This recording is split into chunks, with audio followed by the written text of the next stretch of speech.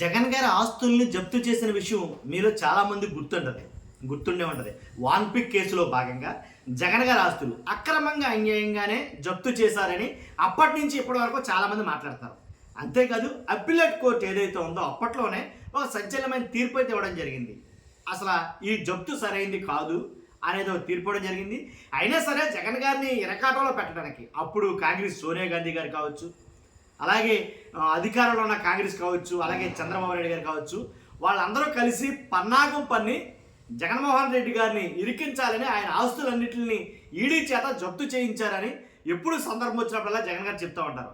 కానీ ఇది మాత్రం జగన్ గారికి గుడ్ న్యూస్ అని చెప్పాలి, జగన్ గారికి శుభవార్త అని చెప్పాలి. ఎందుకంటే కనుక ఆస్తులు విడుదల చేయాల్సిందే, ఈడీ జప్తు సరైంది కాదు, ఈడీ జప్తు చేయడం కరెక్ట్ కాదు, ఏదైతే ఈడీ జప్తు చేస్తుందో ఆస్తుల్ని విడుదల చేయాల్సిందే అని నేను చెప్పడం కాదు. వాన్పిక్ ఆస్తులు విడుదల చేస్తూ అప్పీలేట్ ట్రిబ్యునల్ ఇచ్చిన ఉత్తర్వులను సమర్థించిన తెలంగాణ కోర్టు ఏదైతే వాన్పిక్ ఆస్తులు ఉన్నాయో వాటిని విడుదల చేయాలని చెప్పేసి అప్పీలేట్ ట్రిబ్యునల్ ఇచ్చిన ఉత్తర్వులు ఏవైతే ఉన్నాయో వాటిని తెలంగాణ హైకోర్టు సమర్థించింది. నిజంగా అది మంచి శుభవార్త అని చెప్పాలి జగన్ గారికి.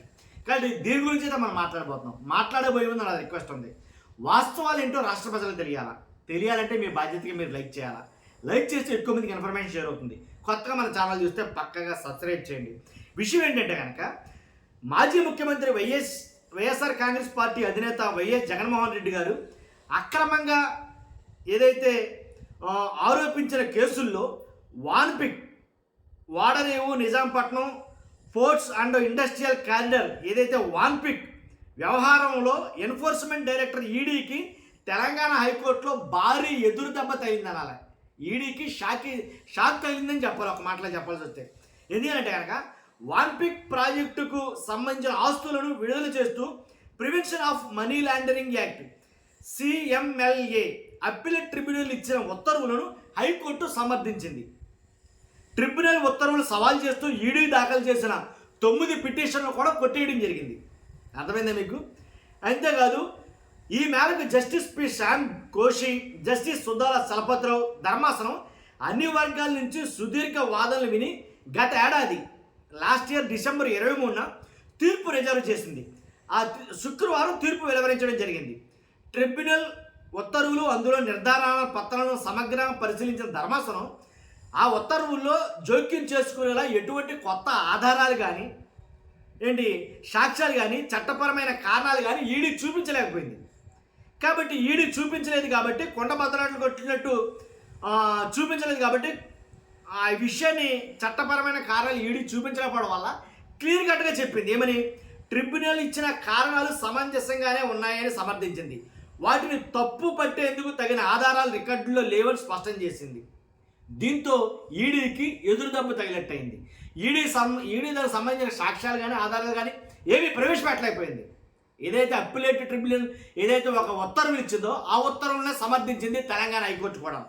కాబట్టి అంటే వాస్తవంగా అప్పీలేట్ ట్రిబ్యునల్ మొత్తం 12 కేసుల్లో ఉత్తర్వులు జారీ చేయగా గతంలో హైకోర్టు 3 కేసుల్లో ఆల్రెడీ జగన్ గారికి ఊరటనిచ్చింది.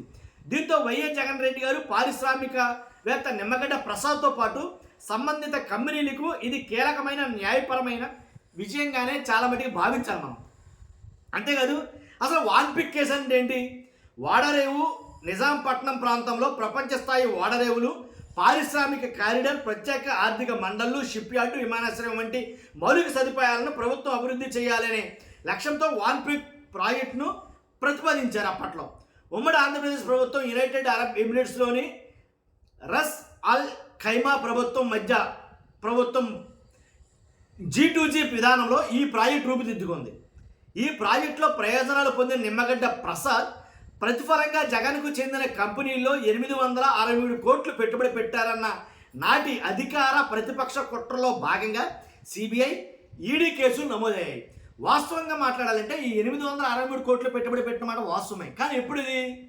అసలు ఈ వాన్పిక్ అనేది ఏర్పడక ముందే గతంలోనే జగన్ గారి కంపెనీలో పెట్టుబడులు పెట్టడం జరిగింది. అదే ఉదాహరించారు ఇక్కడ. కాబట్టి అక్రమంగా మనీ లాండరింగ్ కేసులు నమోదు చేసి పలు ఆస్తులను ఈడీ జప్తు చేసింది. ఈ జప్తు ఉత్తర్వులను అడ్యుకేటింగ్ అథారిటీ సమర్థించడంతో జగన్మోహన్ రెడ్డి, నిమ్మగడ్డ ప్రసాద్ సహా కంపెనీలు అప్పిలేట్ ట్రిబ్యునల్ని ఆశ్రయించాయి అప్పట్లోనే. అప్పుడు ట్రిబ్యునల్ ఏం చెప్పిందంటే, విచారణ అనంతరం ట్రిబ్యునల్ కీలక వ్యాఖ్యలు చేసింది. వాన్పిక్ ప్రాజెక్టు అధికారికంగా అమల్లోకి రావడానికి ముందే సంబంధిత పెట్టుబడులు జరిగాయని, కాబట్టి వాటిని ప్రాజెక్టుకు ప్రతిఫలంగా ఇచ్చినట్లు లేదా క్విడ్ ప్రోకాగా పేర్కొనలేమంది. అక్రమ పెట్టుబడులు నిర్ధారించేందుకు ఎలాంటి ఆధారాలు కూడా లేవని ట్రిబ్యునల్ అభిప్రాయపడింది. కాబట్టి ఈడీ జప్తు చేసిన ఆస్తులను కరెక్ట్ కాదు అని తెగే చెప్పింది దాంట్లో. అంతేకాదు ఇంకా చాలా అయితే కనుక మాట్లాడడం జరిగింది. తర్వాత ప్రభుత్వ అనుమతితోనే పెట్టుబడులు పెట్టడం జరిగింది. కాబట్టి ఈ రకంగా చూసుకుంటే ప్రతివాదులకు ఊరట కలిగినట్టే చెప్పాలి. ఎలా చూసుకున్నా జగన్ గారికి జరిగింది మంచే మొత్తానికి. కాబట్టి అంటే ఏదైతే వాళ్ళు అక్రమంగా పెట్టిన కేసులు ఉన్నాయో ఆ కేసులన్నీ కూడా ఒక్కొక్కటిగా వాటిని కొట్టేయడం అయితే జరుగుతుంది. మొత్తానికి జగన్ గారు అనుకున్నదైతే కనుక ఏదైతే అక్రమంగా కేసులు బనాయించారో వాటన్నిటి నుంచి విముక్తుడు అవుతున్నాడు అనేది చెప్పొచ్చు. దాంట్లో ఎలాంటి డౌట్ లేదు. మీ అభిప్రాయం ఏంటో కామెంట్ రూపంలో తెలియజేయండి. ఫస్ట్ అయితే లైక్ చేయండి. Thank you very much.